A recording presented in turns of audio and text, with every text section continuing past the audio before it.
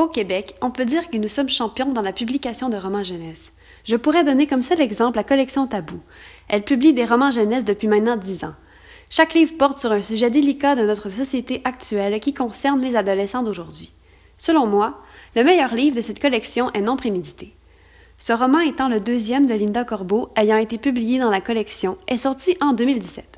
D'après moi, non seulement il est le meilleur roman de la collection, mais il est tout simplement un des meilleurs romans jeunesse québécois. C'est pourquoi il devrait faire partie des romans cultes pour adolescents. Le jour de son 16e anniversaire, Justine Lemieux poignarde son demi-frère de 5 coups de couteau. Suite à cet événement tragique, elle est conduite en détention dans un centre jeunesse en attente de savoir quelle sera sa sentence. Dans ce lieu clos où est enfermée la jeune Justine, elle finit par raconter son histoire à un intervenant qui réussit à gagner sa confiance. C'est alors qu'il lui confie des événements clés de sa vie qui permettent de comprendre d'où vient sa profonde souffrance qui l'a amené à commettre un geste criminel. Ce roman devrait être le 101e roman jeunesse culte québécois, d'abord, car il possède un découpage très pertinent qui alterne entre l'arrestation de Justine et ses anniversaires depuis le divorce de ses parents jusqu'à son dernier, le jour où elle a commis son geste fatidique. Cette manière qu'a choisi Linda Corbeau de raconter le récit de Justine permet de connaître le personnage en profondeur. Ses anniversaires sont des jours significatifs en ce qui concerne son vécu. Ils en disent long sur sa vie familiale difficile. Ce découpage amène du dynamisme dans le récit et permet notamment de tenir le lecteur en haleine tout au long de l'histoire. Ensuite, Non prémédité montre le revers de la médaille dans une situation de crime. Habituellement, dans les médias, quand nous entendons parler d'un crime qui a été commis, nous avons surtout le point de vue de la victime. À première vue, rien ne nous permettrait d'expliquer comment le criminel a pu poser un geste à ce point cruel. Cependant, Non prémédité montre une toute nouvelle image de ce genre de situation. Ce roman présente les événements du point de vue de la criminelle, ce qui permet de connaître le genre d'histoire qui peut se cacher derrière les gens qui en viennent à poser de tels gestes. Ces personnes sont souvent malheureuses et ont manqué de chance dans leur vie.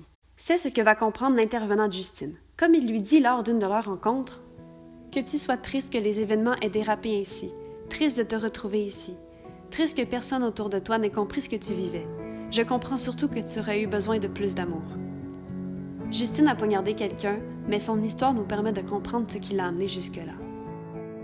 Et puis, Non prémédité met en scène un personnage extrêmement touchant. Ce qui est le plus accrocheur dans ce roman sont les chapitres se concentrant sur les anniversaires de Justine. Ces journées permettent de comprendre dans quel univers a grandi la jeune fille. Depuis ses 6 ans, elle voyage entre les maisons de sa mère et de son père. Ses 2 parents ont reconstruit leur vie de famille chacun de leur côté et ont fini par négliger leur fille durant toute son enfance et son adolescence. D'avoir grandir dans ces milieux familiaux, sans soutien de ses parents, c'est très déchirant. Le livre fait passer beaucoup d'émotions avec un grand réalisme. Ce que ressent Justine est parfaitement retranscrit grâce, entre autres, à ses monologues intérieurs, comme on peut le voir dans l'extrait suivant. J'ai même réfléchi à des façons d'en finir. J'exaspérais mes parents avec mes idées noires. J'étais encore une fois un fardeau pour eux, une tâche dans leur parfait portrait de famille.